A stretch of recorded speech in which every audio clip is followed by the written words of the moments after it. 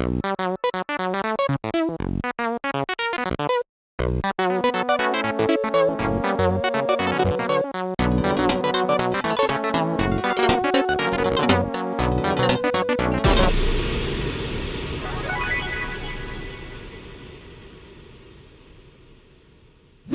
le 1er mai c'était la fête du travail, ce n'était pas la fête du tout pour l'électronique, car rien ne marchait correctement.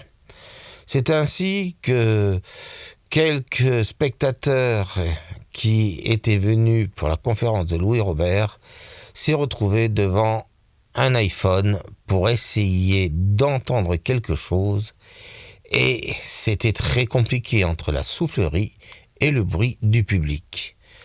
Donc, pour pas vous infliger tout ça, nous vous redonnons l'entièreté de ce moment et vous allez ainsi découvrir toute la conférence de Louis Robert.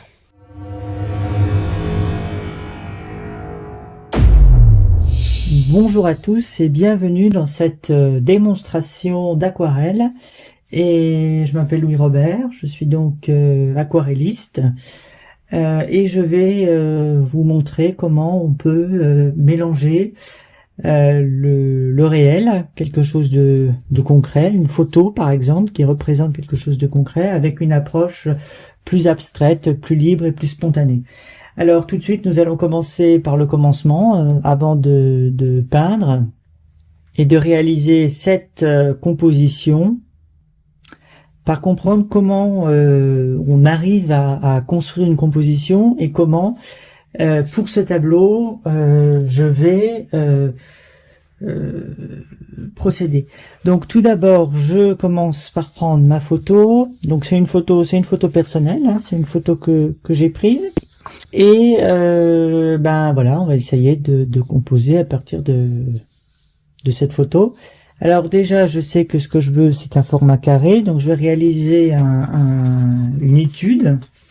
Ça va être une sorte d'abord une étude de valeur, puis après on fera une recherche de couleur. Donc déjà, pour l'étude de valeur, bon, je délimite le format dans lequel je vais travailler. Donc, je sais que je veux un format carré, ça sera un format 35 par 35 cm. Alors, une fois que je sais ça, eh bien, je vais pouvoir placer la ligne de limite pour être la ligne d'horizon. Donc, je sais que moi, je la veux au premier tiers inférieur. Donc, je la voudrais par ici. Bon, alors ensuite, ben voilà, je sais à peu près où va être quoi. Donc, au centre, j'aurai l'architecture là, donc je l'ajoute. Je sais que voilà, je veux à peu près quelque chose comme ça. Donc ici j'aurai l'arc. Là je voudrais une grille qui soit travaillée. Alors ici un trait évidemment plus épais. Ici j'aimerais bien que ce soit, voilà, ici il faudra que ce soit un peu sculpté. Puis là bon, là il y aura ma grille. Cette grille, il faudra qu'elle soit un peu à contre-jour, parce que ici, je veux vraiment un contraste. Ça, il faut vraiment que ce soit noir. Bon. Alors ensuite, on va un peu modifier quelques éléments. J'ai envie de reprendre l'horloge. Donc, pour l'horloge, eh ben, je vais l'ajouter. Hein.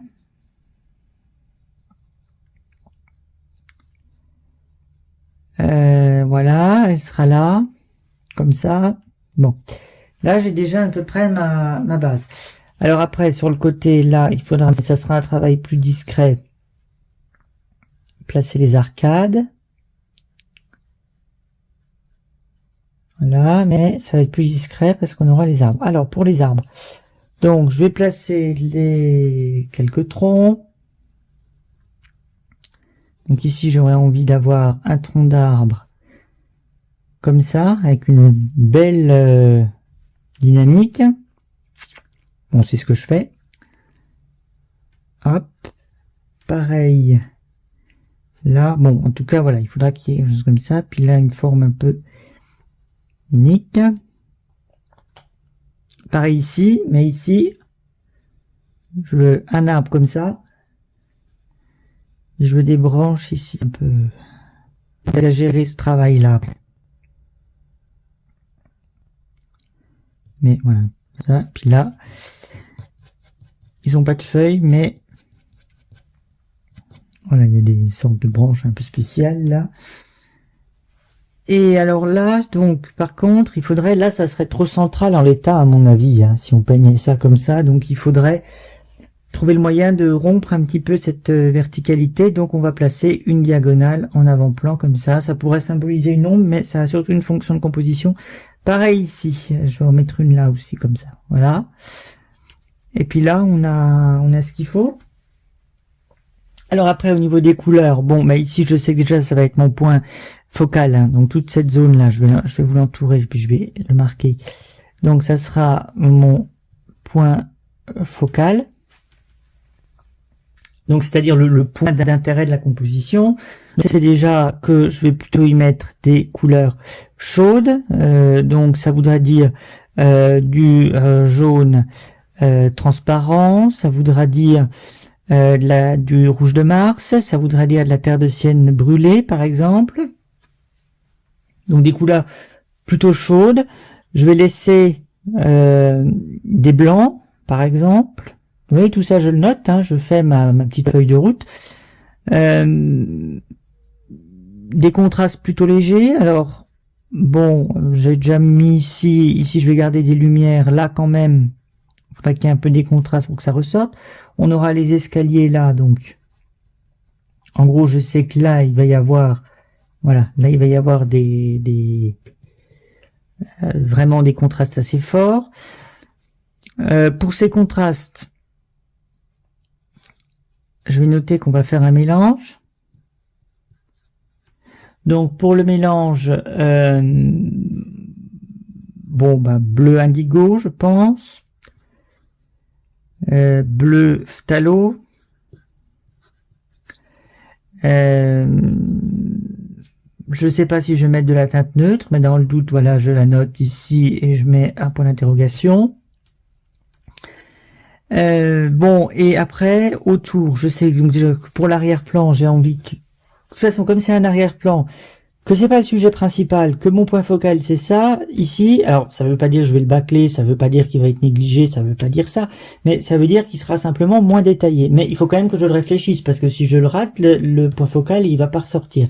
Donc, il va falloir ici des couleurs, je sais déjà que ça sera donc des couleurs plutôt froide, donc ça sera bleu indigo dilué, bleu phthalo, j'abrège, hein, dilué, mais voilà, donc plutôt léger. Voilà, donc ça va être pour les couleurs. Ici, bon, ben là je veux un arbre des couleurs terre pour l'arbre. Ça sera du sépia. Ça sera de la terre de sienne brûlée pour la lumière. Ça sera du bleu de cobalt mélangé. Donc j'écris attention, mélanger, parce que voilà, pour créer, parce que avec votre bleu de cobalt, si vous voulez, quand vous le mélangez avec ces couleurs-là, que ce soit avec la terre de sienne brûlée ou avec du sépia, vous allez avoir, à partir de ça, là, vous allez avoir du gris. Donc moi, ça m'intéresse.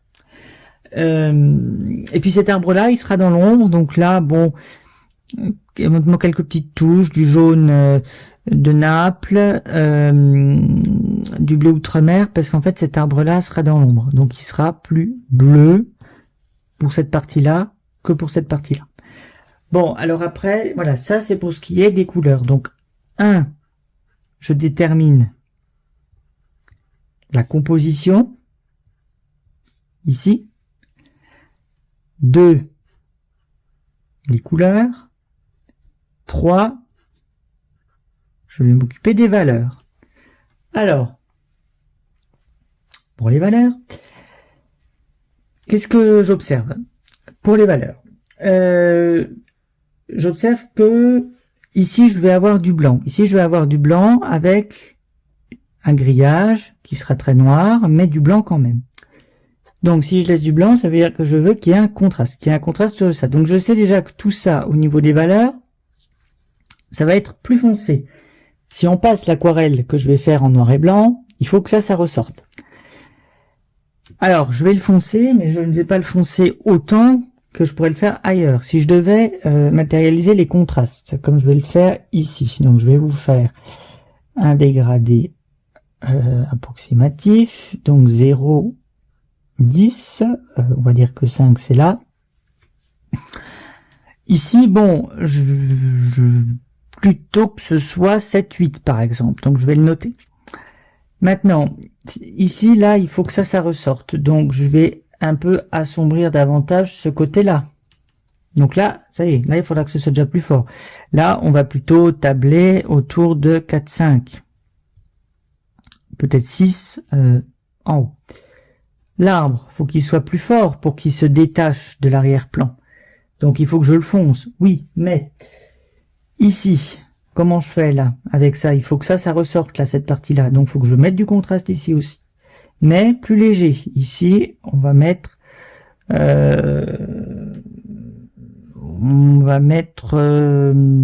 8, 9. Allez. Ici, ça sera 0, ça sera blanc. Mais l'arbre, il va bien ressortir. L'arbre, lui, il va bien être foncé. L'arbre, bon. 3, 2 pour l'arbre.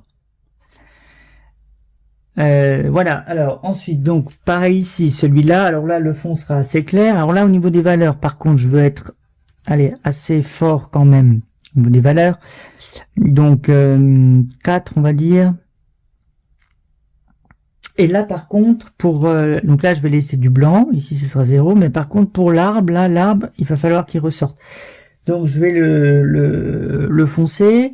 Et l'arbre, il va être un peu comme celui qui est ici. Alors, il aura pas la même couleur, hein, souvenez-vous, il sera plus bleu. Donc là, il faut que j'imagine dans ma tête. Là, celui-là, il sera plus marron, celui-là, il sera plus bleu. Mais voilà, au niveau, en termes de valeur, cet arbre-là, il sera aussi autour de 3. De 3. Voilà. Particulièrement la base. La base, elle sera plus proche de 2, voire de 1. Bon, et après, pour l'avant-plan, eh ben là c'est pareil pour les valeurs. Ici je veux une valeur plutôt foncée d'abord. Donc ici on va dire bien 4. Et puis là bon plus clair pour cette zone là, on va dire 6 ici. Voilà, on va que ça soit un peu plus clair. Et là, par contre, là, je veux garder de la lumière. Alors, évidemment, je veux pas le mettre aussi clair que là, parce que là, c'est 0, hein, derrière les barreaux. Mais là, je vais le mettre à 8. Je vais mettre 7, 8, 9. Puis je verrai en peignant. Parce que là, il est possible que ça fuse un peu dedans. Donc, voilà, pour ici. Donc, pareil, là, quelques petits contrastes ici. Un contraste assez fort ici pour faire ressortir l'horloge. Donc ici, le contraste pour faire ressortir l'horloge, il sera aussi fort que celui des marches. Donc celui des marches, on va dire que ça sera 2, voire 1, on va plutôt dire 1. Donc là, il y aura un contraste à 1. Par contre, sur le côté, je veux moins de contraste que là. Donc on va dire 5, 6 par exemple. Voilà. Voilà donc comment je construis la composition autour de ces trois choses. D'abord, c'est la composition, qu'on peut aussi faire de dessin, hein, ça va de pair, de toute façon. Les couleurs, donc l'harmonie colorée, on peut un peu voir ce que ça donne, donc une harmonie à base de jaune transparent. En gros, c'est une harmonie globale, hein, jaune, bleu, mais avec ça, une terre de sienne brûlée,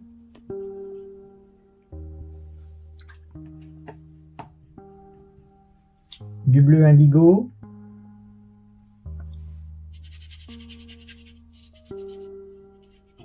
et puis du bleu outre-mer. Ça vont être les couleurs principales de la peinture. Bon, bah voilà. Là, j'ai à peu près l'idée globale avec ça. Je vous montre les couleurs que je vais employer, couleurs principales. Donc voilà, je peux, alors là je le fais pour vous, sinon je peux aussi le faire pour vérifier mon harmonie de couleurs si je suis pas sûr de ce que je veux faire ou si je veux tester quelque chose de nouveau. Et puis ensuite je détermine les valeurs, c'est-à-dire où il va y avoir les contrastes dans l'image, parce que les contrastes c'est ce qui donne vraiment de la profondeur à l'aquarelle et à l'image peinte. Voilà. Donc vous voyez la photo finalement, voilà, je conserve l'esprit général. Je tire parti de ça, mais après je construis quelque chose à partir de cette photo pour la composition. Alors maintenant que j'ai trouvé une composition là, et bien ça il va falloir que je le maintenant il va falloir que je fasse l'esquisse, c'est-à-dire qu'il va falloir que je reporte la composition que j'ai trouvée. Là j'ai une composition qui me plaît, hein, il y a une belle dynamique ici. Si je vous repasse la dynamique, hein, on voit bien qu'il y a une forme de Z en fait, hein, qui une forme d'éclair un peu, voilà, qui amène. Donc ça me plaît. Donc voilà, il va maintenant falloir donc faire, après, une fois qu'on a fait ça, eh bien on peut passer à l'esquisse sur la feuille de papier aquarelle, format 35 par 35 cm pour peindre. Donc je vais commencer. J'ai devant moi, vous voyez pas, il va falloir me croire sur parole, mais à la fois l'esquisse préparatoire et la photo. Vous voyez donc que je n'ai fait en fait que reporter ce à quoi j'ai abouti avec mon étude préparatoire. Alors évidemment c'est plus propre, hein, parce qu'il n'y a pas toute la réflexion derrière, donc c'est un travail plus propre qui va me servir de base. Voilà.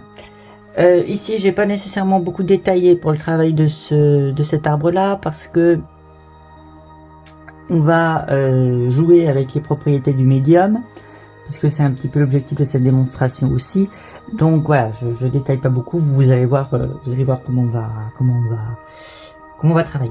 Alors d'abord on va commencer par faire un fond, une première base qui va être une première ébauche de l'aquarelle. Donc on va surtout placer ce qui est fondamental, à savoir les contrastes. Donc pour faire ça, je vais partir avec un jaune transparent qui est un jaune très pratique parce qu'il est très lumineux, comme vous pouvez le voir. Alors il est pas beau quand vous le mettez sur la palette, il a un aspect très brun, mais quand vous le diluez comme ça, il est un petit peu chaud, il est pratique pour faire des fonds. Et donc je vais le poser là où je veux des lumières. Ici, souvenez-vous, je veux un contraste avec des barreaux noirs sur fond blanc. Et j'ai envie que ça ressorte. Donc il va falloir que je mette un petit peu plus de sombre autour, mais attention, un sombre lumineux. Je ne sais pas si c'est clair, mais vous allez voir. J'ai pas le choix, je peux pas ici avoir de la lumière trop claire parce que sinon j'aurai pas mon contre-jour. Donc il faut mettre un peu un gris coloré. Alors, voilà, comme ça, je laisse des blancs par contre. Et puis, pendant que c'est humide, je viens mettre dedans un peu de terre d'ombre brûlée comme ça. Pour un petit peu contraster. Voilà. Alors, je remets un peu de jaune. Je vais ajouter un petit peu de rouge de Mars. Alors, si vous n'avez pas de rouge de Mars, vous pouvez prendre une terre de sienne brûlée, hein, l'aspect est à peu près le même, mais attention, il faut prendre une terre de sienne brûlée qui soit rouge et non rose. Donc ça veut dire une terre de sienne brûlée de chez Winsor & Newton et pas de chez Daniel Smith ou Sennelier où elle est plus rosée. Puis je viens donc poser la couleur. Je peux en mettre un petit peu ici aussi à la base, toujours, hein, vous renforcez un peu la base quand c'est comme ça, pour un petit peu équilibrer, et puis surtout pas faire un aspect trop uniforme, hein. Vous renforcez un peu la base, ça permet d'ancrer l'élément architectural dans son décor, ça permet de l'ancrer au sol, hein. Puis il devient de plus en plus léger à mesure qu'on monte. Donc voilà. Alors ensuite je fais pareil, je reprends du jaune transparent, je fais pareil ici, donc vous voyez c'est des petits coups de pinceau, hein, c'est pas là. Là, j'ai envie de le laisser sécher. Et maintenant, je vais commencer à travailler l'arbre. Alors, pour l'arbre, pour celui-là. Celui-là, il est plutôt dans l'ombre, donc il faut plutôt que je fasse une base bleue. Donc, pour faire ça, je vais déjà prendre un indigo que je vais mettre à sa base. Je peux éventuellement presser le ventre de mon pinceau pour donner plus de pigment et avec de l'eau claire, je l'étale et après je laisse la capillarité faire le reste. Ça peut être bien pour faire une première base. Ensuite, on va ajouter un peu de bleu outre-mer dedans. Donc pour le bleu outre-mer, vous en mettez là.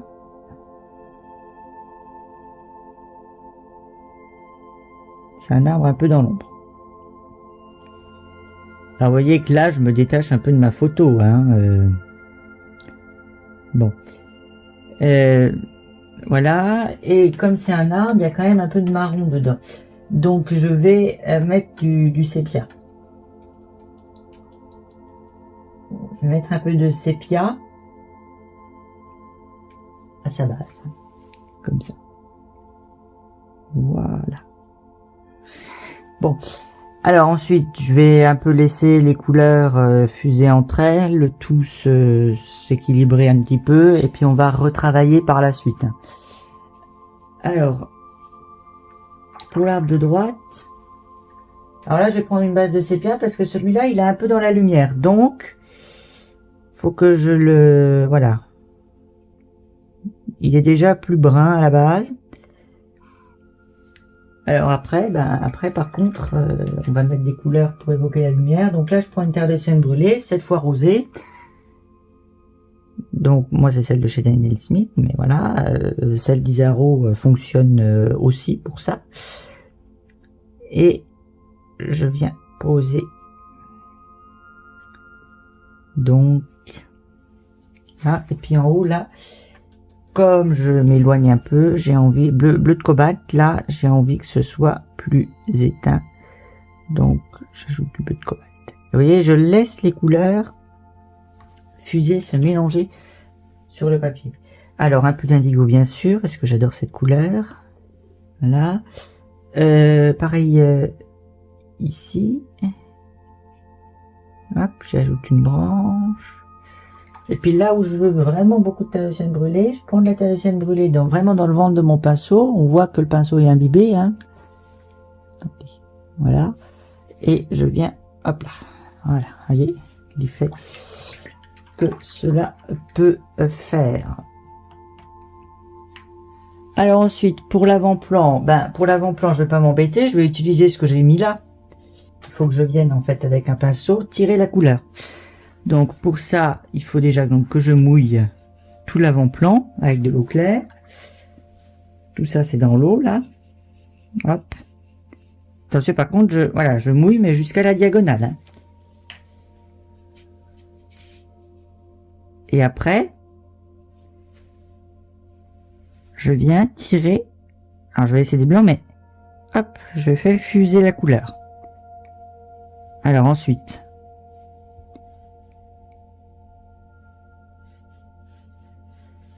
voilà.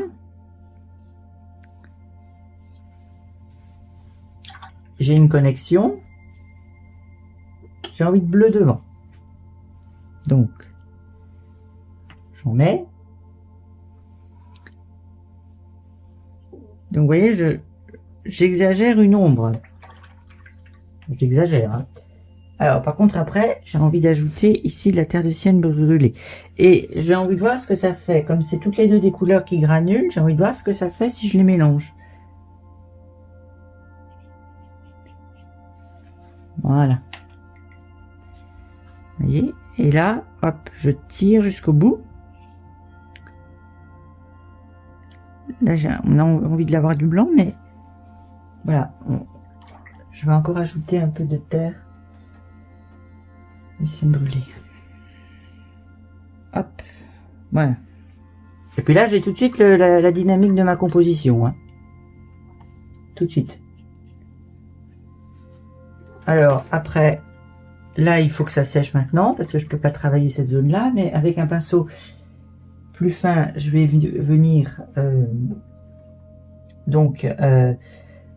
travailler avec du sépia et un peu de bleu de cobalt mélangé pour obtenir cette nuance-là.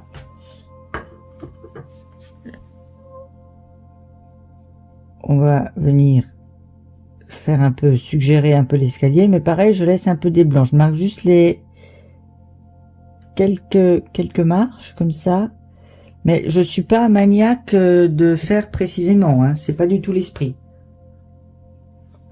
Il faut que ce soit crédible, mais je laisse quand même une part un peu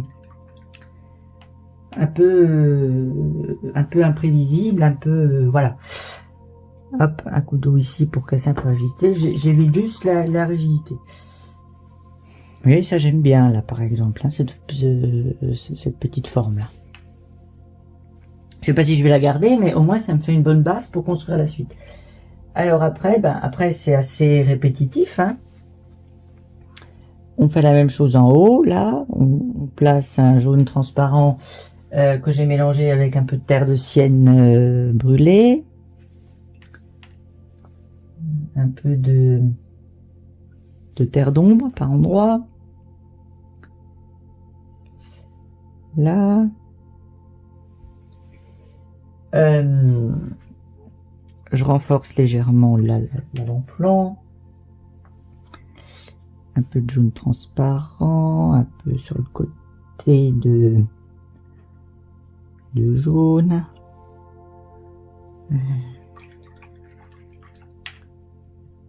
Donc voilà. Par contre, ici, je reprends donc du jaune transparent que je salis un peu avec de la terre d'ombre brûlée et on va placer un peu le. Alors là, par contre, je veux pas de fusion, hein.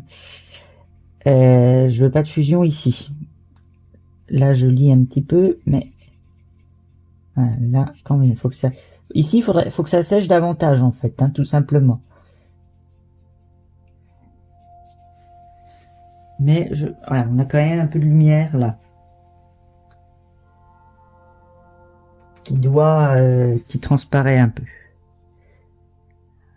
Hop. Voilà. Alors, par contre, je vais au plus près, hein. Mais voilà, pas trop. Je ne l'ai pas là, mais voilà.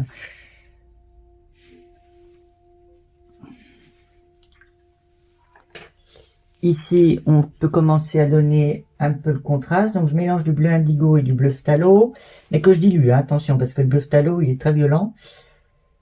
C'est un bleu primaire, donc automatiquement, voilà. Et je peux commencer à suggérer un peu l'intérieur du porche, mais je laisse ici, voilà, du blanc, parce que ça sera ma lumière. Bon. Et bleu indigo, terre d'ombre brûlée.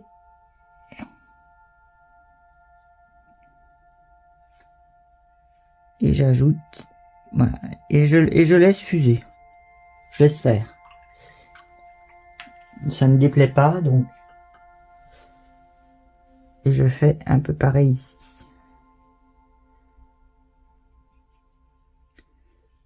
Voilà. Et là, comme il faut pas que ce soit trop net, et si je réinterviens au pinceau, je risque d'aller taper là-dedans, un coup de chiffon, c'est beaucoup mieux. Voilà.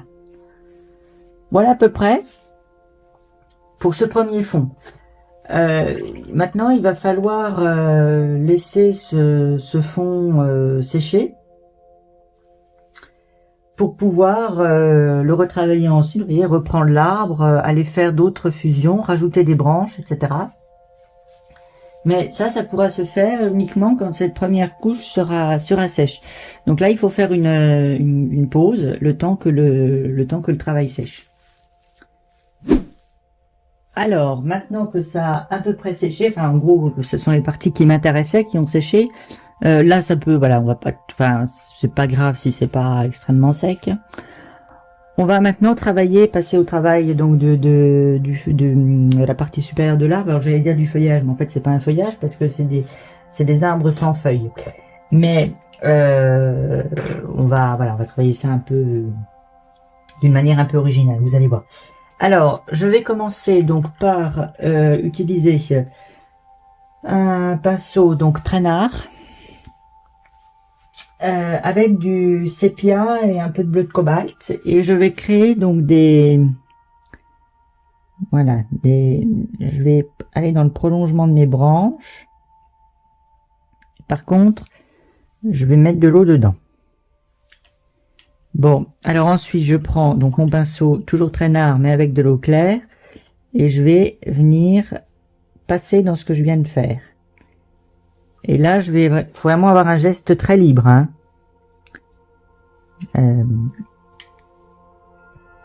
Donc regardez vraiment le geste.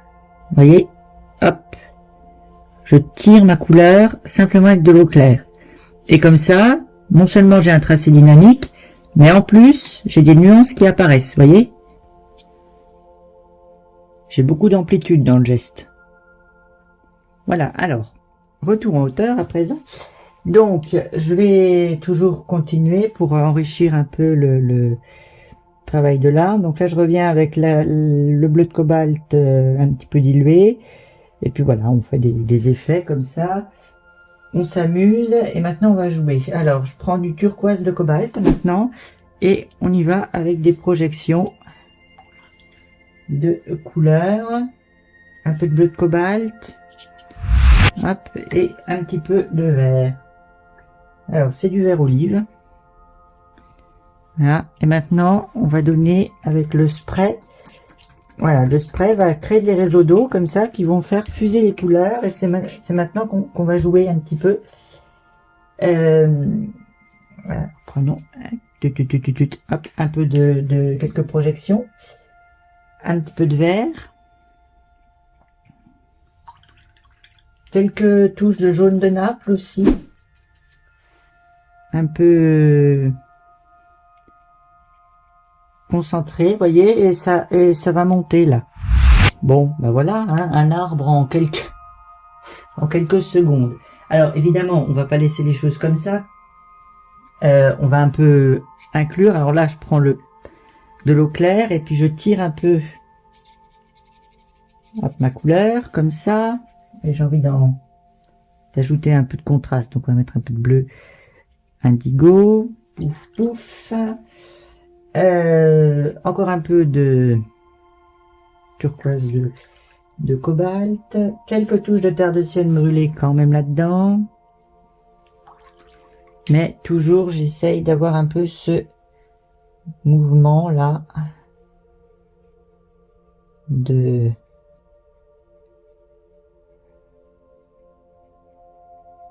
tronc d'arbre. Voilà. Donc j'ai envie de le laisser là. Ça me déplaît pas, et donc on va faire la même chose ici. Donc ici, toujours pareil, j'applique ce que vous avez vu avant, c'est-à-dire que je prends donc une terre d'ombre brûlée, un peu cassée avec du bleu de cobalt pour que ce soit un peu gris. Je pose une couleur concentrée. Et puis, avec de l'eau claire, eh ben, je tire comme ça.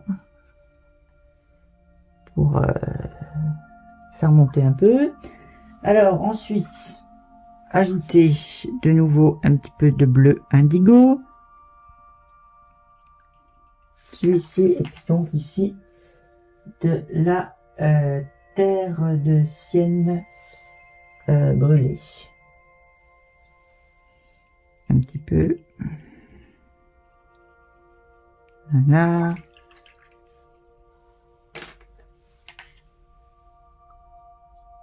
On tire. Voilà. Et ici, comme c'est pas tout à fait sec en bas, mais que le pigment a quand même eu le temps de se fixer un peu dans les aspérités du papier, on peut venir un peu inclure le bas sur le sol de cet arbre-là. Ce qu'on va s'en servir. Alors, un peu de bleu cobalt. toujours penser, hein, Léonard de Vinci, dans son traité de la peinture, il nous dit la peinture, c'est un tout organisé. Donc c'est ça, on peut pas traiter les éléments de façon séparée, façon patchwork, mais il faut toujours inclure. Et quand vous faites une aquarelle, essayez le plus possible de lier les éléments entre eux. C'est vraiment ça qui va faire toute pas la qualité, mais qui va vraiment faire la vie du tableau. C'est la liaison entre les formes, entre les éléments. Alors, là, on y va de la même façon. Là. On va ajouter quelques projections un petit peu. Là. Vous voyez que ce qui compte, c'est plus tellement ma photo, mais c'est que ce soit à peu près organique au niveau des formes, que ce soit beau en fait. Hein.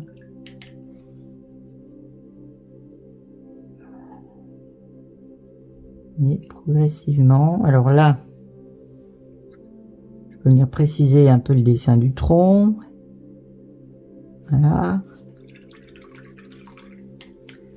Et là, j'ai envie de reprendre l'avant-plan.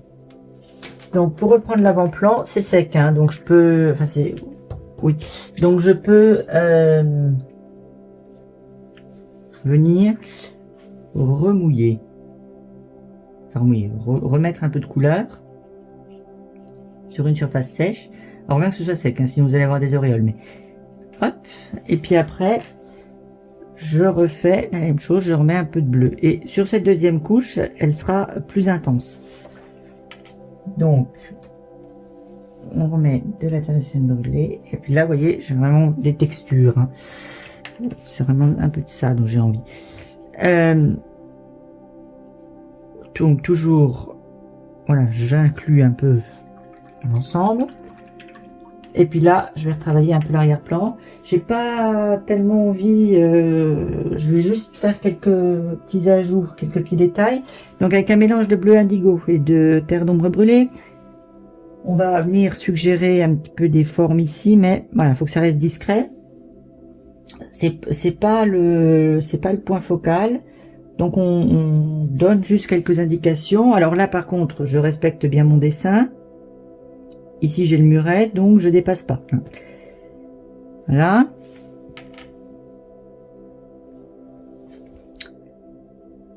Un peu de terre d'ombre brûlée, parce que j'ai des couleurs plutôt froides. Donc la terre d'ombre brûlée, ça va apporter un peu de brun. Un peu de terre d'ombre brûlée là. Du bleu indigo. Alors je le mélange un peu. Et puis j'ajoute. Alors après, on peut pas. Là, je peux pas trop m'approcher du tronc. Hein. Il faut donc là, je reviens avec de l'eau claire, mais je frôle, j'effleure, mais j'entre pas en contact parce que sinon, ça va être une catastrophe. Tout ce qui est là, ça va partir et puis ça va plus rien comprendre. Ça peut être recherché, mais là, c'est pas ce que je recherche. Alors, je reprends un petit peu pour équilibrer là avec un passepoil eau claire. Là, on va contraster davantage, donc bleu, indigo, un peu dilué, un coup de terre d'ombre brûlée, et vous voyez, comme ça, je construis petit à petit, par des jeux je mets en valeur, je fais reculer, et ça m'aide à construire mon aquarelle. Là, ça a séché, donc je vais revenir, un peu de turquoise, de cobalt, quelques projections de couleurs, toujours un peu de terre d'ombre brûlée.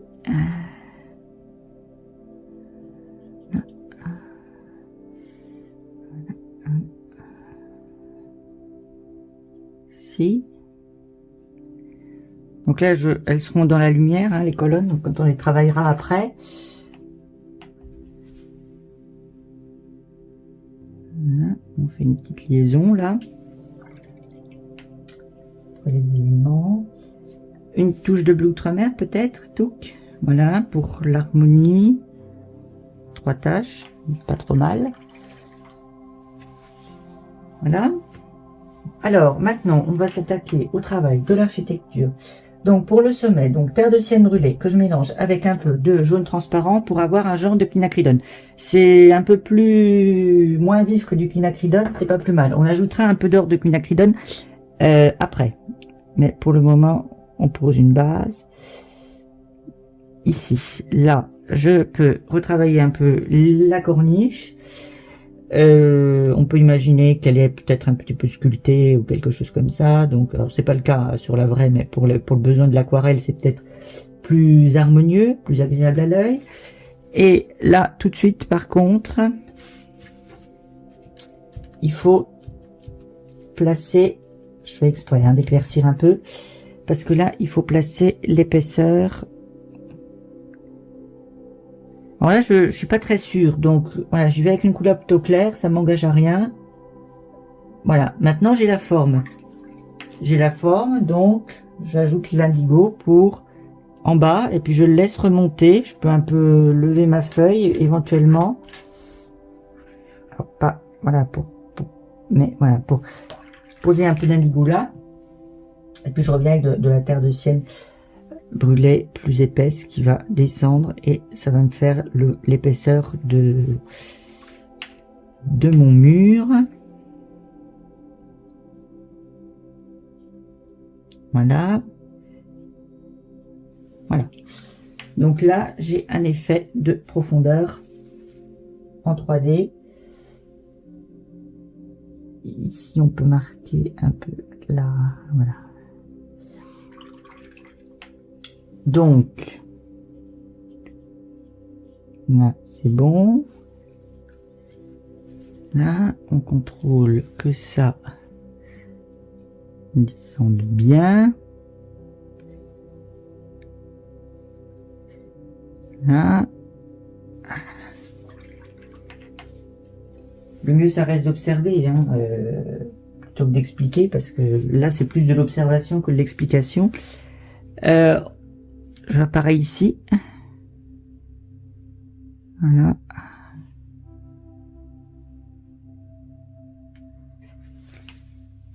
Et puis, avec nouveau le mélange jaune transparent et terre des siennes brûlées, je vais travailler la colonne là. Je vais lui poser sa base colorée un petit peu. Pareil ici, pareil ici. Bon. On y reviendra de toute façon. Je fais pareil là. Pareil là. Puis ici. Bon. On peut dire que là, on a fait l'essentiel. Hein.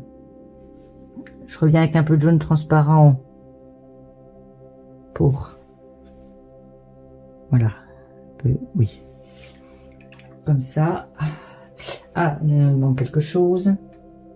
Il faut du sépia là. Oui, un peu de sépia. Voilà, un peu de sépia mélangé à du jaune transparent pour voilà, retravailler un peu là. Je rappelle que je veux un peu un contraste. Donc si je veux un contraste, il faut que je le crée.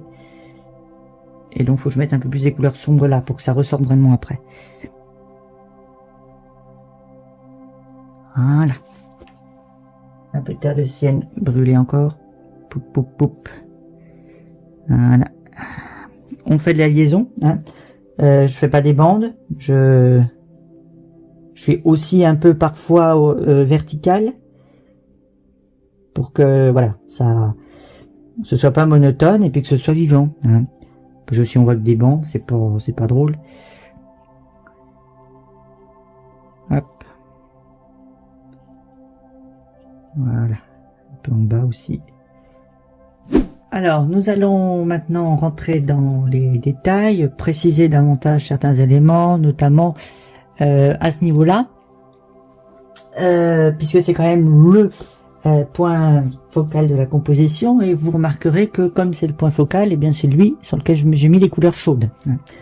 Alors, donc je reprends un pinceau à la vie numéro 20, donc un pinceau plutôt petit quand même. Et puis nous allons donc travailler les détails. Alors pour les détails, je prends du sépia que je vais mélanger avec un peu de bleu indigo. Voilà, de sorte à avoir une couleur plus grise, plus foncée que celle qui est présente. Et puis, eh bien, on y va. Donc, on place un peu en dessous là l'ombre. Ici, pareil. Là, on met un peu on fait un peu des contrastes, ressortir les éléments. Donc là, c'est plus un exercice d'observation. Hein, je peux pas vraiment trop vous expliquer. Voilà, il faut mettre en valeur certains éléments. Faut donner du relief. Faut donner de l'intérêt hein, à partir de maintenant. Vous voyez, au début, on a fait un premier fond où on a posé l'essentiel. Après, on a un peu précisé le reste. Puis là, vraiment, on rentre dans les détails et on donne de l'importance au point focal. Donc, c'est ce que je fais là. Et c'est aussi là que je fais en fonction de ce qu'il y a sur ma feuille. Là, par exemple, vous voyez, il y a une petite arête là qui s'est formée. Ben, je vais l'exploiter. Vous voyez, ça va me faire la démarcation avec le reste du mur. Bon, pareil ici, vous voyez.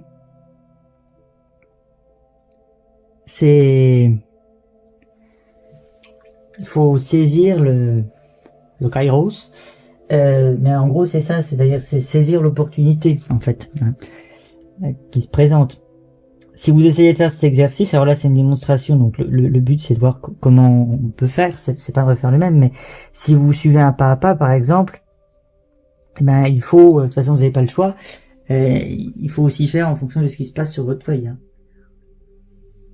Donc là c'est un peu ça, je fais en fonction de ce que j'ai. Mais j'ai contrôlé ce que j'ai maintenant. Pas dans son intégralité, mais c'est moi qui ai donné la direction. J'ai été le chef d'orchestre. Et si vous voulez, c'est comme utiliser là ce qui s'est fait sur la feuille, c'est comme, je sais pas si vous regardez le snooker, par exemple, qui est un sport un billard anglais en quelque sorte.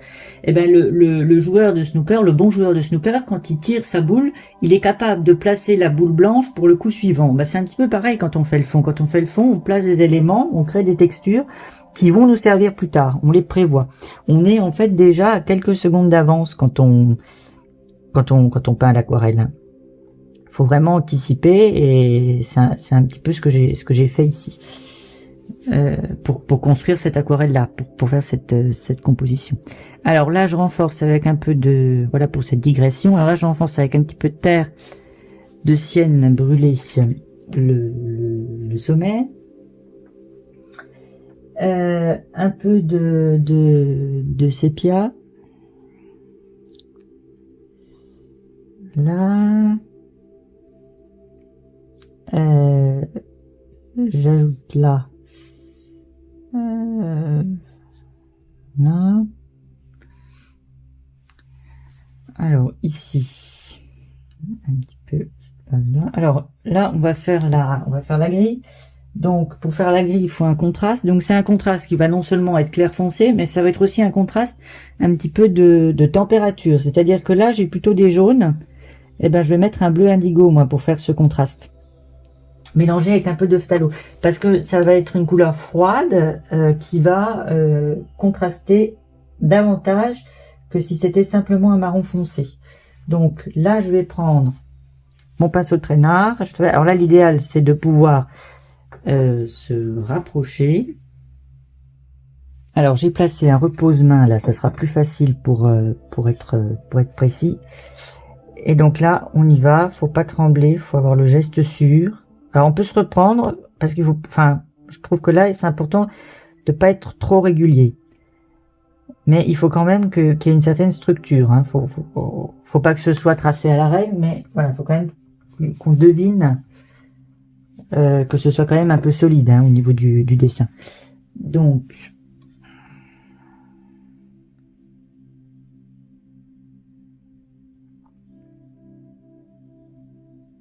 là.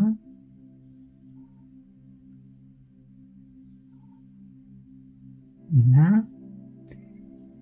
Alors, on va venir un peu casser ça maintenant. Là. Hop, un petit peu. Alors, ensuite, on va un peu épaissir cette zone-là. Là. Alors, ensuite, là, on fait le haut, donc on tire, voilà, couleur. Ensuite, pour la partie, donc là je suis, d'où l'intérêt d'avoir un bon dessin, hein, je suis mon dessin, hop, et voilà. Je fais pareil ici, et voilà. Là je laisse le millimètre de blanc qui va faire l'espace. Alors après là on a une terre chez eux. Ça c'est moi qui ai inventé, hein, parce que je suis pas persuadé que ce soit présent sur le modèle original. Mais là, on fait des petites formes comme ça un peu. Voilà. Donc ça c'est pour le travail de la grille. Alors j'ai retiré donc le dispositif. Maintenant je vais donc avec une terre d'ombre brûlée mélangée avec un peu de bleu de cobalt suggérer l'épaisseur de l'horloge. Voilà. Donc que d'un côté, bien sûr. Et là, faut travailler un peu le sommet. Donc je fais c'est une sorte de petit relief en pierre. Donc oui, je travaille un peu comme ça là. Vous voyez, je laisse un peu des blancs, quoi. Je mets plus d'importance. Le tout, c'est encore une fois que ce soit pas trop rigide, que ce soit un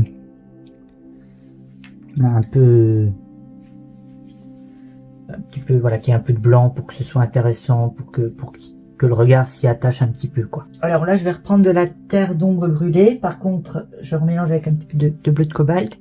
Puis là, je vais venir travailler par une technique qui s'appelle le frottis, mais c'est-à-dire que je vais, voilà, donner de la texture, vous voyez, en frottant mon pinceau très rapidement par endroits. Alors, à présent, je change de pinceau, je prends un pinceau en poil de martre, ça c'est un pinceau chinois, et je vais reprendre du bleu indigo mélangé à du bleu phthalo, et je vais retravailler les marches de l'escalier. Donc pour les marches de l'escalier, voilà, là, donc vous voyez, là je précise vraiment. Alors pour maintenant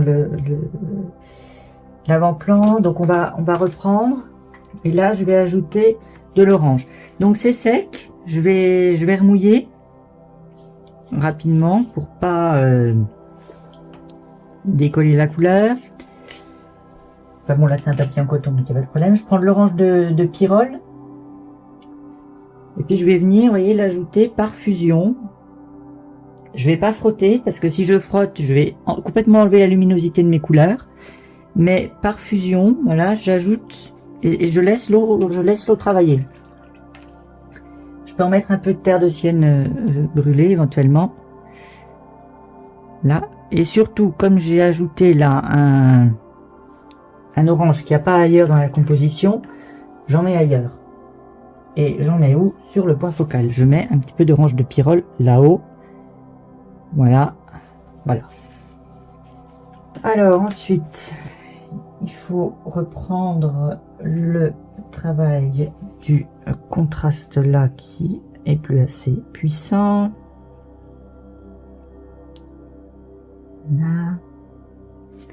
Là, j'en profite tant que j'ai la couleur. Ici, j'avais suggéré des petites silhouettes, donc je les ajoute. Voilà.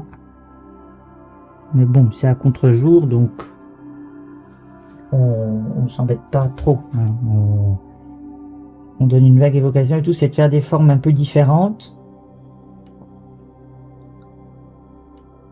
Parce que ça... c'est ça qui donne un peu de vie. Alors,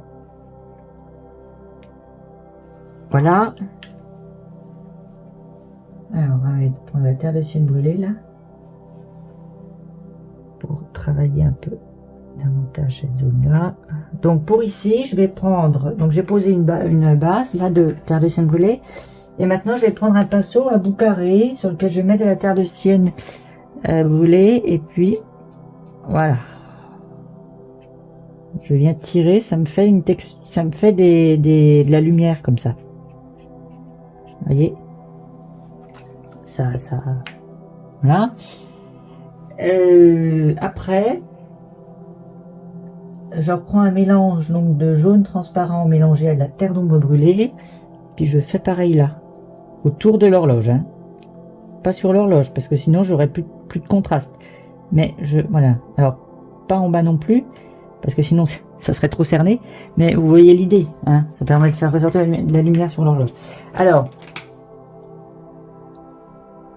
ensuite, il va falloir ajouter un peu de terre de sienne naturelle, quand même, ici dans le fond. Voilà. Pour créer un peu une connexion. Et ensuite, on va retravailler les arbres.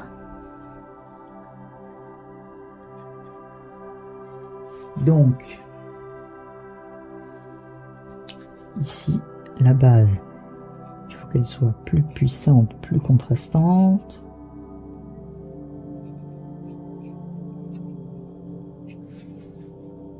Pareil ici. Et là, je vais remettre de la terre de sienne naturelle. Voilà, ici, là. Vous voyez, pour un peu, voilà, apporter un peu de verticalité.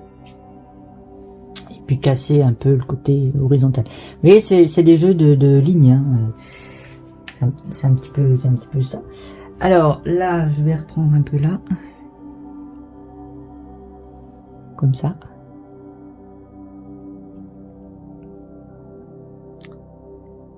Là. Pareil ici. J'apporte un peu de vie, hein, par des contrastes, par des petites touches comme ça. Je réveille un peu le fond, je le révèle. Petit à petit. Voilà. Et là, maintenant, je reprends un petit peu l'ombre. Hop. Vous voyez, je la tire un peu jusque là, puis là je fais le lien. On prend un peu de terre de sienne naturelle, et puis hop, voilà, on fait le lien, et voilà. Bon, alors ensuite on prend un peu de terre de sienne brûlée et on va venir inclure la base de l'arbre dans ce qu'on vient de faire, dans le travail qu'on vient de faire, pour qu'il y ait une liaison, hein, avec le reste. Mettre un petit peu de sépia à la base. Voilà. Bon. Voilà, et donc maintenant on va encore une fois laisser sécher. Alors à présent, nous allons donc terminer l'aquarelle en ajoutant donc encore des petites choses. Donc là j'ai envie de remouiller un petit peu avec mon spray ces branches là pour venir donner, alors avec une couleur là c'est un bleu indigo mais vraiment très dilué, pour venir donner un peu plus de profondeur aux arbres. Là derrière je me rends compte que j'ai oublié, mais il y a une fenêtre, donc je l'ajoute. Alors encore une fois c'est avec du bleu de cobalt, mais voilà, c'est vraiment une suggestion puisque c'est une fenêtre en arrière-plan, donc pour faire ça, voilà, on donne une vague évocation de, mais voilà, c'est pas l'élément essentiel. Là, on peut placer quand même un peu de bleu de cobalt parce qu'il y a quand même un étage, hein, normalement. Alors, moi, je l'ai quand même assez largement supprimé, mais voilà, on peut quand même suggérer un petit peu un mur. Vous voyez, c'est très léger, hein, c'est très léger et dynamique. Et puis, on peut faire pareil là, mais là, moins, parce que j'ai vraiment envie, voilà, que ce soit ça qui ressorte. Ensuite, un peu de jaune transparent à nouveau. Et on va passer à l'or de quinacridone. Donc c'est du quinacridone Deep Gold que je vais venir poser.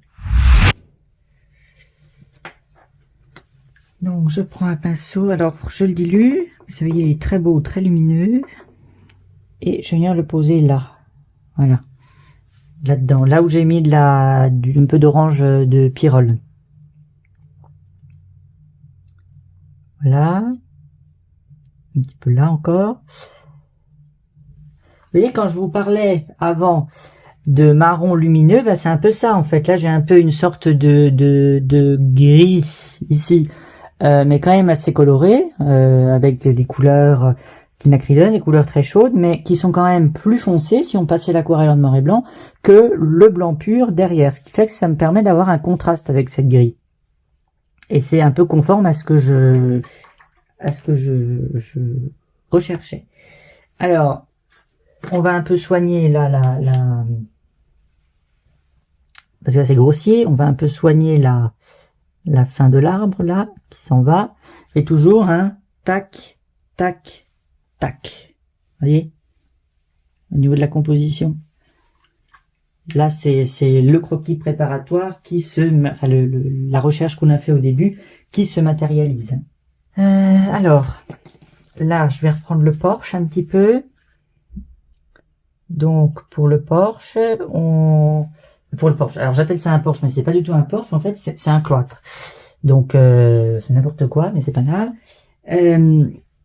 Pour les arcades donc du cloître, il faut que j'ajoute un petit peu de contraste donc autour pour les faire ressortir. Alors évidemment je fais pas tout noir, mais je mets quand même un peu de contraste. Hein. Voilà. Voilà. Et ici, je vais venir retravailler un petit peu le tronc d'arbre. Je voulais plus de terre de sienne à brûler ici, donc j'en rajoute un petit peu. Voilà. Et puis là, je vais reprendre un petit peu autour, parce que je trouve que les branches sont un peu déconnectées du feuillage ici. Alors pour faire ça, eh bien, on remouille, hein, c'est sec, donc on remouille par-dessus. Et puis on revient avec du vert, du vert olive mélangé un peu de bleu indigo. On revient, vous voyez, par-dessus, et puis on ajoute. Hein. Je reprends mon pinceau traînard. Et puis on peut donc venir un peu, voilà, reprendre un peu, retravailler. Je vais rajouter un peu de jaune de Naples en projection aussi, parce que le jaune de Naples, vous voyez, c'est une couleur qui est opaque par rapport au reste. Donc quand vous l'ajoutez comme ça dans une couleur humide, vous voyez, vous avez des effets qui apparaissent. C'est pas de la gouache, mais presque. Donc du coup, ça fait des effets un peu de la couleur surnage un petit peu. Donc ça peut être intéressant. Quelques effets encore de quelques touches de bleu. Toujours l'organisation organique des branches que j'exagère un peu, mais c'est très important. Voilà. Alors là, on peut rouvrir un peu de blanc quand même. Vous voyez, pour avec le reste. Et puis là, je reviens donc bleu de cobalt mélangé à de la terre d'ombre brûlée. Je reviens là-dedans.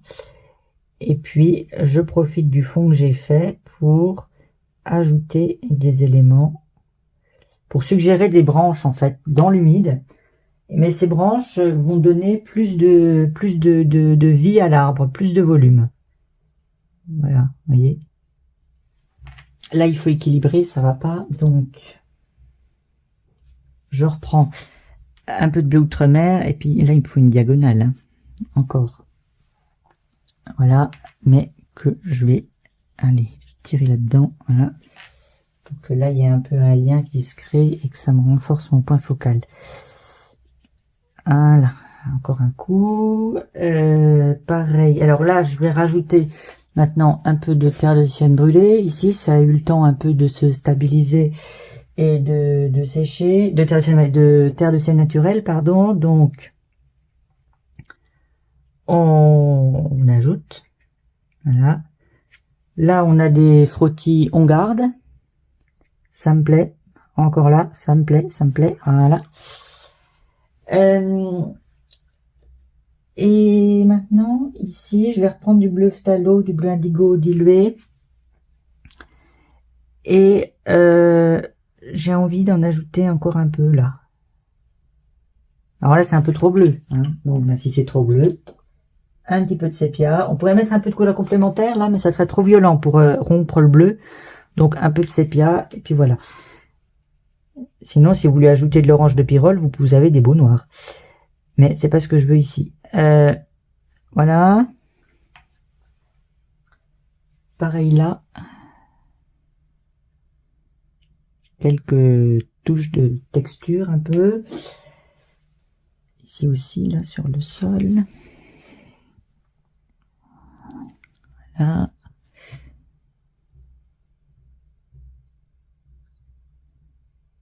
On ajoute. Et ici, je fais ressortir en négatif les blocs de pierre qui soutiennent l'élément principal. Alors, j'ajoute un peu, là je précise un peu l'escalier. Et c'est une sorte de révélation progressive. Un peu là, un peu là. Si, là.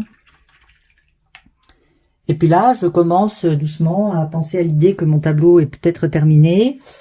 Parce que c'est vrai que là, je vois plus trop ce que je pourrais encore ajouter. Peut-être reprendre un petit peu ici. Mais vous voyez, là, on est dans une grande question qui est comment décider qu'on arrête. Il faut arrêter quand vous sentez que vous avez fait l'essentiel, que tout est dit. Alors après, bon là c'est une démonstration, mais si vous voulez, on peut aussi laisser le tableau reposer et puis le reprendre dans 24 heures.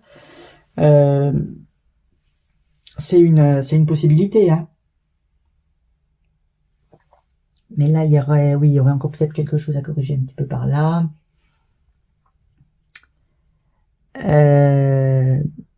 Là aussi, dans la suggestion. Donc bon, j'ai globalement des couleurs froides, des couleurs chaudes. Les couleurs chaudes me donnent voilà, me donnent un point focal, un point central. Les couleurs froides le font ressortir. La composition me plaît, voilà, tac, tac, tac. C'est vivant, c'est dynamique. Donc voilà, j'espère que cette démonstration vous aura plu. J'espère que vous aurez pu observer plein de choses, apprendre plein de choses. Ah, il y a quelque chose qui me dérange là. Vous voyez, faut jamais dire qu'on a fini en fait. Et là, il faut de la terre de sienne brûlée un peu encore.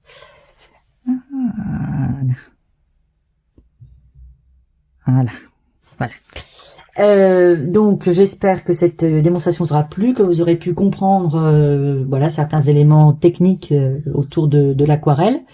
Et à présent, je suis donc à votre disposition pour répondre à vos questions diverses et variées.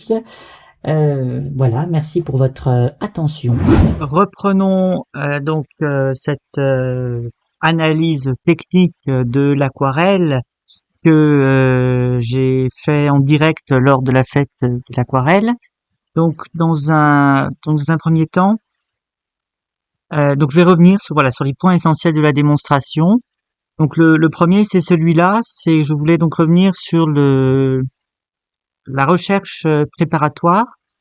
Donc qui est une étape qu'on peut peut-être trouver dans la rediffusion de la vidéo, peut-être un petit peu longue et laborieuse finalement, mais en réalité c'est une étape qui est très intéressante parce que c'est vraiment cette étape-là qui va vous permettre de réfléchir avant de peindre, c'est-à-dire avant de vous lancer avec vos couleurs, vos pinceaux et tout le bazar. C'est vraiment ça qui va vous permettre de réfléchir à ce que vous allez faire. Donc, sur cette étude de valeur, qu'est-ce qu'on fait? Eh ben, la première, c'est ce que vous avez vu dans la vidéo, tout simplement, hein. On peut donc choisir, voyez ma souris, de placer les contrastes, de placer les valeurs, comme ce qui a été fait dans la vidéo. Mais on place aussi la composition. Vous voyez que ici, là, c'est à ce moment-là que je commence à placer les formes. On va revenir sur la notion de forme plus tard, mais les formes géométriques, donc qui vont faire l'intérêt de la composition, qui vont faire tout son dynamisme. Je réfléchis à mon harmonie colorée. Je peux éventuellement, si j'ai envie, la pousser plus loin. Alors ce que j'ai pas fait ici, parce que c'était un sujet que j'avais déjà traité, donc j'étais à l'aise dessus, j'avais pas besoin de le faire, puis ça aurait rajouté du temps à la vidéo, un temps qu'on n'avait pas forcément. Donc c'est pour ça que j'ai fait le choix de m'arrêter à un croquis qui montre l'étude de valeur, qui montre simplement la construction de l'image comme en termes de contraste, d'onde, de lumière. Mais je peux aussi la pousser plus loin, comme c'est le cas pour cette étude de valeur-là. À cet endroit-là, ce que je fais, c'est que je place donc mes couleurs, je vérifie mon harmonie colorée. Là, il y a des couleurs un petit peu nouvelles, il y avait un violet périlane ici, il y avait un vert ici, qui étaient des couleurs que je ne connaissais pas, du moins que je n'avais jamais harmonisé avec ces jaunes-là. Donc ça a été une expérience et j'ai vérifié avant de me lancer sur la véritable composition qui a fait l'aquarelle la piscine roubaisienne que vous pouvez retrouver sur mon profil. Ben, j'ai vérifié avant l'harmonie colorée. J'ai fait ça pour être sûr de pas me tromper et c'est important de faire ça et de pas partir avec trop de confiance. Donc voilà, je vous invite vraiment quand vous peignez à faire ces recherches préparatoires, à faire cette étude-là, parce que quand vous partez d'une photo, ce qui a été le cas, quand vous regardez cette photo-là, la photo ne vous délivre pas d'emblée le sujet. Enfin, elle vous délivre le sujet, mais elle vous délivre pas comment le traiter. Elle vous dit quelque chose, la photo. C'est pour ça que j'utilise d'ailleurs, parce qu'elle est intéressante. La photo, elle nous dit quoi? Elle nous dit qu'on a déjà une bonne capacité avec la composition, parce qu'on a cet élément-là, qui est un rectangle. On a cet élément-là aussi qui va dépasser. Donc ça déjà, moi, ça me donne des informations intéressantes. On a ces arbres-là qui, dans l'état actuel, pour être peints, on va pas les peindre comme ça. Ils peuvent être intéressants si on joue sur l'aspect graphique que ces arbres peuvent rendre. Et c'est ce que j'ai fait d'ailleurs dans l'aquarelle finale. Mais voilà, donc la photo au départ me délivre un début, me délivre une base. Mais je ne copie pas la photo.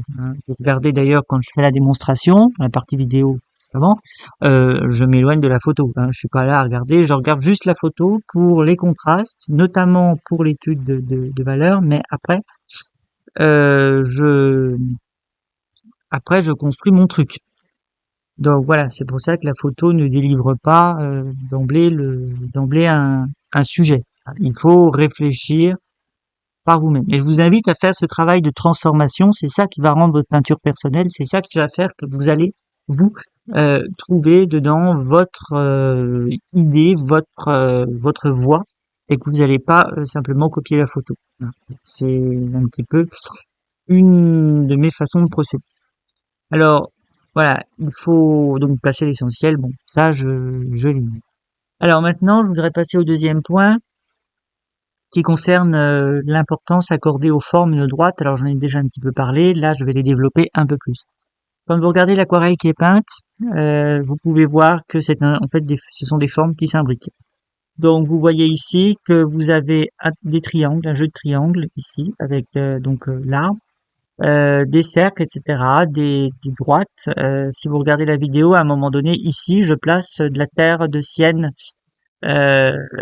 naturelle, de façon verticale. Mais on va y revenir après sur la liaison des formes.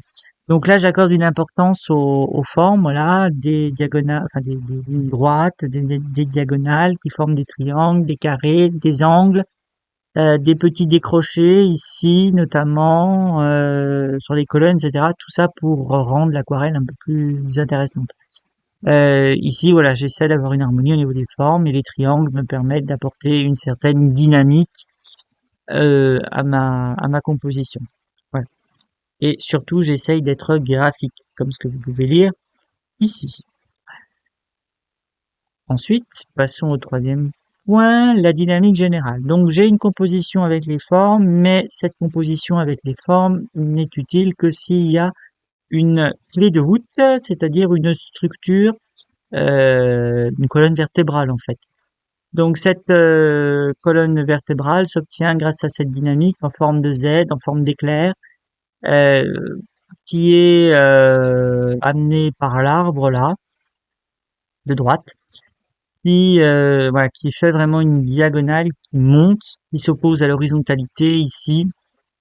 Ça me permet vraiment d'avoir ce rythme qui est amené par cette composition en forme d'éclair. À noter que cette forme-là, j'y réfléchis dès ce que je vous ai montré plus tard, dès l'étude préparatoire. J'y réfléchis à ce moment-là.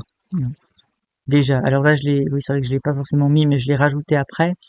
Voilà, j'essaye vraiment de trouver cette forme en forme de Z. Mais ça, vous le voyez très bien dans la vidéo, parce que dans la vidéo, j'ai filmé en fait le croquis préparatoire jusqu'à son aboutissement, et vous voyez bien comment cette dynamique en forme de Z émerge à mesure que je recherche sous la caméra. C'est ça qui est intéressant, c'est que vous voyez la recherche. Et cette dynamique en forme d'éclair, là, elle est vraiment centrale dans la composition. En fait, cette dynamique-là, elle amène ça. Donc voilà. Et là, j'utilise effectivement les arbres, puisque il est donc nécessaire de comprendre le rôle central des arbres afin de donner du graphisme à la composition. Il ne faut pas être trop rigide, assez graphique et spontané. Donc ça, c'est vrai aussi. C'est un sujet qui est assez central, si vous le regardez bien. Si vous regardez bien l'aquarelle, là, il n'y a pas énormément de perspectives. Le porche n'est pas en perspective, les murs non plus. Donc il faut trouver ailleurs une autre façon de casser la centralité de l'aquarelle pour la rendre intéressante. Et là, la seule solution, c'est de placer donc cette diagonale en avant-plan et de jouer avec les arbres. Donc déjà, pas placer les arbres au même niveau. Si vous regardez la base des arbres ici, vous voyez que l'arbre de droite est un peu plus en avant-plan que l'arbre de gauche. Ils n'ont pas la même forme non plus, puisque je vous dis donc que cet arbre joue un rôle déterminant dans la construction de la diagonale. Après, voilà, donc tous les moyens en fait sont bons quand vous avez un sujet central comme ça pour casser cette centralité, et c'est ça qui va faire que votre aquarelle va être intéressante. Si je vous montre une autre, œuvre, vous pouvez voir ici, sur celle-là, je vais essayer de vous la retrouver. C'est une aquarelle que j'ai réalisée, qui représente une rue, qui est une rue du Portugal. Et cette aquarelle, elle est là. Et vous voyez que cette aquarelle, elle est centrale, tout comme celle que je vous ai faite en direct. La composition est assez centrale, mais si vous regardez bien, euh, il y a aussi ce jeu de diagonale pour casser le pour casser la centralité de la composition amenée par la statue. Et vous voyez que pour casser cette centralité, bon ben voilà, ce bâtiment-là ici, il est un peu plus en avant-plan que celui-là. Il y a vraiment plein de d'outils, plein de méthodes comme ça, de ruses en fait. C'est ça, c'est du bricolage, c'est de la ruse pour réussir à casser cet aspect très central et éviter l'aspect figé. Si vous regardez là, c'est dynamique parce qu'il y a tous ces effets, parce que il y a des jeux de profondeur avec les arbres, parce que il y a ces diagonales en avant-plan, parce que toute cette centralité est cassée par ça en fait, déjà par cette composition et puis par ses formes et par toute la réflexion qu'il y a eu avant. Euh, alors, on va revenir maintenant aux choix colorés. Donc pour les choix colorés, bon, prêtez pas attention là aux inscriptions autour. voilà, ce qui m'intéresse, c'est de vous dire, c'est que j'ai choisi donc des couleurs plutôt complémentaires. On peut retrouver ici une harmonie entre le bleu et l'orange. Euh, qui est, à mon avis, une bonne idée d'utiliser les couleurs complémentaires pour composer parce que ça ne peut que marcher. C'est des couleurs qui vont bien ensemble. Donc voilà, quand vous vous en servez, pensez aux couleurs complémentaires. Après, vous pouvez moduler les couleurs complémentaires. Là, cette harmonie, vous pouvez ajouter un rouge. Euh, alors c'est le cas dans cette aquarelle-là. Je vous la montre. Vous pouvez ajouter un rouge. Faut juste que je la retrouve. Voilà, c'est celle-là. Vous pouvez ajouter un rouge comme ici. Vous voyez que l'harmonie est globalement la même, un bleu et un orange. Mais il y a un rouge ici. C'est amené par les stores. C'est aussi une approche trichrome et une approche voilà qui va pas au-delà de 3 couleurs. Parce que bon après faut pas non plus faire un sapin de Noël hein, donc faut quand même voilà mais ça peut être voilà pas mal de partir des couleurs complémentaires pour composer et après d'ajouter éventuellement une autre couleur euh, c'est ça peut être bien, ça peut être subtil et les couleurs complémentaires alors là il y a une petite note en fait ça renvoie à un article du blog alors on va aller sur le blog les couleurs complémentaires en fait l'usage des couleurs complémentaires permettent de mettre en avant la composition. Vous regardez ici ce tableau de Nicolas Poussin qui est la danse de la Dumène. C'est une composition qui est, vous voyez que l'usage des couleurs complémentaires, le bleu et l'orange ici en avant-plan, permettent de mettre en lumière cet avant-plan, de le faire ressortir par rapport à cet arrière-plan plus éteint dans des tons plus gris.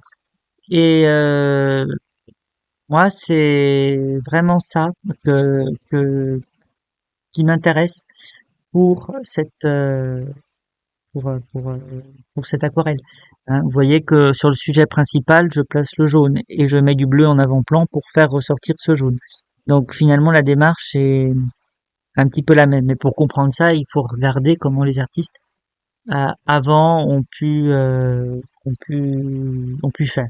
Et on peut aussi s'en servir dans nos aquarelles. Voilà, vous voyez cette aquarelle-là, qui est une de mes aquarelles. Vous voyez qu'effectivement, on a toujours ce orange, ce bleu, euh, et, euh, et ça se retrouve bien sûr aussi sur celle-là, la piscine roubaisienne. Vous voyez que ici, on a aussi les mêmes harmonies. Mais bref, je digresse, et ce n'est pas l'objectif. Alors, revenons ici. Donc, les couleurs complémentaires, on a abordé. Passons maintenant au contraste de température. Donc, afin de donner de la profondeur à ma composition, notez que les ombres autour du relief ouvragé de l'arc sont traitées avec un brun chaud et non une couleur froide à base de bleu phalo et de bleu indigo. Ce qui a été fait à l'inverse pour l'intérieur des arcades du cloître. Donc, effectivement, si vous regardez la composition ici, vous avez ici, je viens de découvrir que je pouvais écrire, vous avez ici donc des ombres, parce que c'est des ombres, qui sont traitées avec donc des brins chauds. Vous voyez que c'est une couleur, et je le dis dans la vidéo, je mets de l'or de quinacridone, avec de la terre d'ombre brûlée, voilà. C'est parce que je veux une couleur pour faire l'ombre, comme ici par exemple. C'est le cas ici. Je veux une couleur pour faire l'ombre, qui est une couleur qui permet de faire l'ombre, mais qui est quand même assez chaude. Et ça, eh bien, ça se retrouve ici sur le point focal. Et je ne fais pas les ombres du point focal avec un gris aussi froid et aussi neutre que celui que j'ai utilisé pour les ombres à l'intérieur du cloître. Ici, vous pouvez voir que ce que je fais là, c'est une couleur plus froide, plus éteinte, par rapport à la couleur des ombres ici réalisées pour faire l'ombre sur le porche.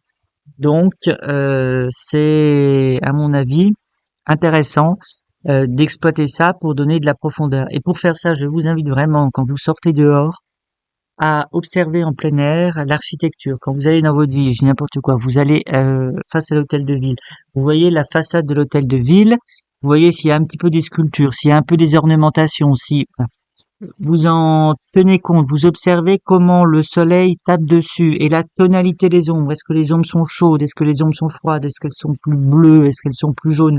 Et vraiment, vous allez, en faisant ça, vous allez affiner votre regard et vous allez avoir des réflexes euh, plus euh, plus importants quand vous allez peindre. J'ai un autre article ici. Alors, je vais utiliser ça. Pour l'importance des contrastes de température. Vous voyez ici, je prends une couleur, je prends cette aquarelle là, j'ai d'ailleurs mis, mais je prends cette peinture là donc il y a une peinture de Jean-Léon Gérôme. Vous pouvez voir que l'ombre sur la colonne, donc celle-ci, dans cette zone-là, c'est une ombre qui est plus dorée, qui est plus chaude là, à ce niveau-là notamment, que l'ombre ici sur le sol, sur la droite. Donc, ou même sur la colonne là. Donc ça va vous permettre d'apporter une richesse supplémentaire. Et c'est ce que vous observez sur une aquarelle que je vous ai mise ici. Vous pouvez voir que la statue est traitée avec des brins chauds, ce qui n'est pas le cas de l'ombre sous l'escalier. Et vous voyez que ça apporte une nuance supplémentaire, une richesse supplémentaire du point de vue des valeurs. Et ça, je vous invite franchement à y prêter attention parce que ça va vous permettre d'augmenter la profondeur de vos aquarelles d'une manière significative. Passons maintenant au septième point, donc à l'importance accordée aux couleurs chaudes. Alors j'en ai déjà un petit peu parlé avec les couleurs complémentaires, mais notez que les couleurs chaudes voilà, sont placées sur le point focal. Le point focal, c'est le point d'intérêt de la composition, et le point d'intérêt, c'est celui-ci, ici. Voilà, vous avez, alors c'est sûr si je prends la gomme, ça va pas marcher, mais vous avez ici le point focal, qui est vraiment cette zone-là, ici, tout au centre de la composition. Euh, c'est vraiment le porche, voilà, qu'on peut considérer comme voilà. Donc on peut relever que le porche est le point focal de la composition, c'est-à-dire que c'est le point d'intérêt de la composition. Voilà. Le point focal, c'est le point d'intérêt de la composition. Et ce point d'intérêt de la composition, eh bien, c'est le porche, ici. Donc, comme c'est le point d'intérêt de la composition, c'est ici que je place les couleurs les plus chaudes. Voilà. Donc ça aussi, quand vous faites une aquarelle, comme celle que vous avez vue dans la démonstration, mais l'intérêt de la démonstration, c'est d'utiliser ce que vous avez vu pour peindre. Quand vous faites ça, pensez aussi à l'idée de placer les couleurs chaudes sur le point focal. Euh, c'est à mon avis, une bonne solution pour choisir, euh, pour avoir une composition qui tienne à peu près la route et pour que les couleurs contribuent à donner une impression globale et contribuent à mettre en valeur le sujet, voilà, à savoir le porche. Et là, le porche est mis en valeur par ce jaune. Ça le fait ressortir par rapport à cet arrière-plan avec des couleurs plus froides et plus éteintes, comme vous pouvez le lire ici. Alors parlons à présent du rôle de la lumière, ça nous fait une très belle transition. Donc dans une aquarelle, il est important de penser à la lumière, notez qu'une partie du sol est jaune et que l'ocre est bleu. Donc vous voyez qu'à un moment dans la démonstration, je place du jaune sur le sol. En fait, je mets du jaune dans ce triangle-là, que j'ai évoqué plus haut.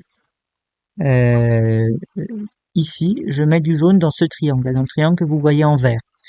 Euh, je place ce jaune-là parce que ça, tout ça, ça va me permettre de guider en fait par la lumière l'œil du spectateur sur mon point focal et le porche.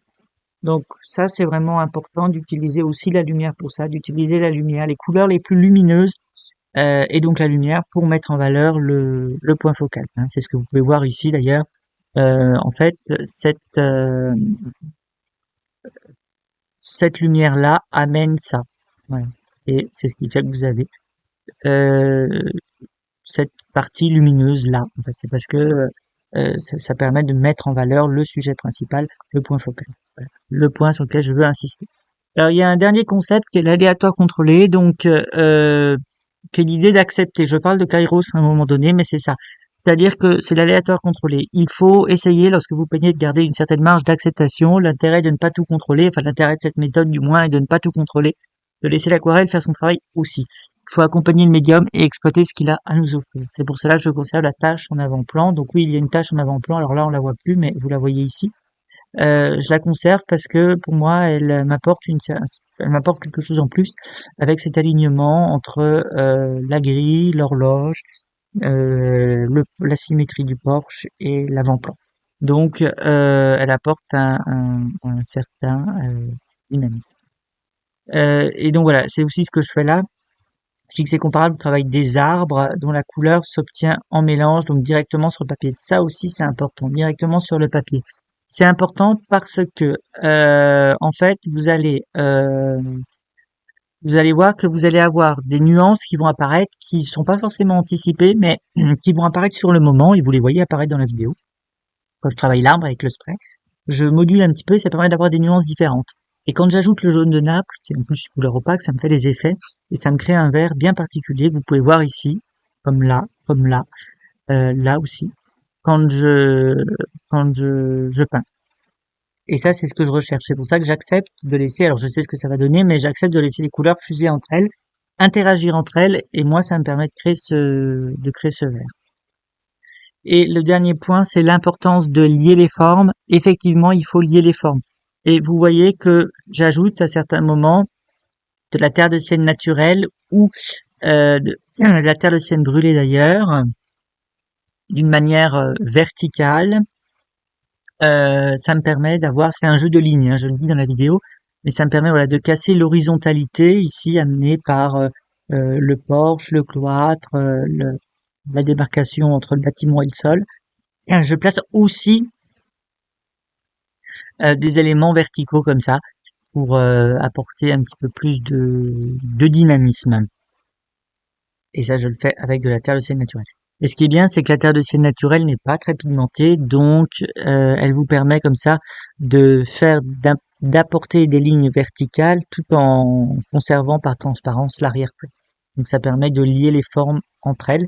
Et c'est en cela que je parle que c'est mélanger l'abstrait au réel, mais c'est ça, c'est parce que ça n'a pas de fondement réel. Quand vous regardez une photo, ça c'est pas délivré.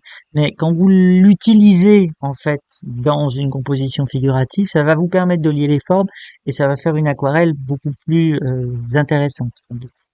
De mon point de vue, cela a pour effet de casser la monotonie d'une aquarelle qui serait composée avec des bandes horizontales. Le fait d'apporter de la verticalité donne davantage de dynamisme. Et on revient à cette partie-là sur le point 10. On revient à ce que j'exposais ici avec mes lignes verticales, là, notamment au centre, ici aussi et là aussi. Là, je vais la repasser parce qu'on voit pas très bien. Il y a celle-là là, et celle-ci là. Voilà. Et ça me permet d'apporter du dynamisme.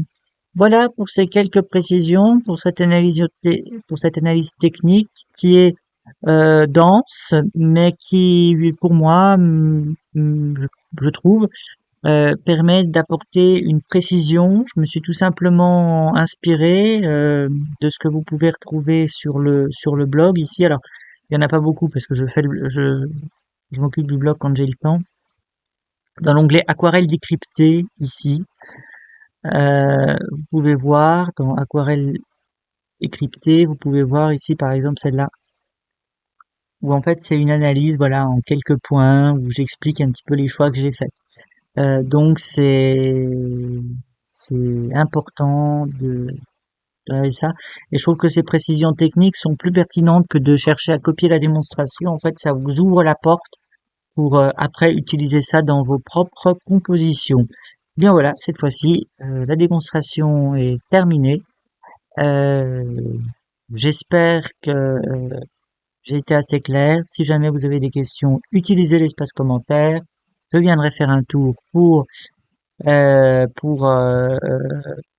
viendrai donc y faire un tour pour répondre à vos diverses questions. Ce n'est pas un problème. Je vous remercie pour votre écoute et je vous souhaite de vous amuser en peignant à l'aquarelle.